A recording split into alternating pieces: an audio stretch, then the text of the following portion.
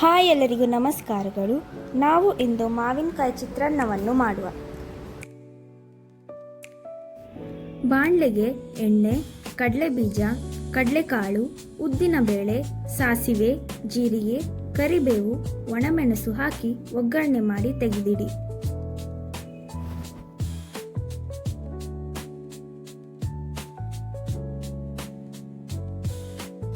ನಂತರ ಅದೇ ಬಾಣಲೆಗೆ ಜಜ್ಜಿದ ಬೆಳ್ಳುಳ್ಳಿ, ಶುಂಠಿ ಹಾಕಿ ನಂತರ ಕಟ್ ಮಾಡಿದ ಹಸಿಮೆಣಸು ಹಾಕಿ ಫ್ರೈ ಮಾಡಿ. ಕಟ್ ಮಾಡಿದ ಈರುಳ್ಳಿ ಹಾಕಿ ನಂತರ ಅರಿಶಿನ 1/4 ಚಮಚ ಹಾಕಿ ಫ್ರೈ ಮಾಡಿ. ತುರಿದ ಮಾವಿನಕಾಯಿ, ಉಪ್ಪು ಹಾಕಿ ಚೆನ್ನಾಗಿ ಫ್ರೈ ಮಾಡಿ. ನಂತರ ಗರಂ ಮಸಾಲ ಪೌಡರ್, ಕೊತ್ತಂಬರಿ ಸೊಪ್ಪು ಹಾಕಿ ಮಿಕ್ಸ್ ಮಾಡಿ.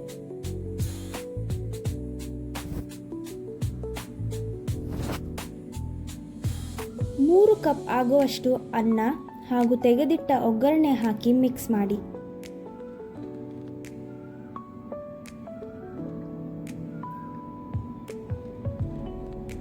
ಇವಾಗ ಬಿಸಿ ಬಿಸಿಯಾದ ಮಾವಿನಕಾಯಿ ಚಿತ್ರಾನ್ನ ರೆಡಿ.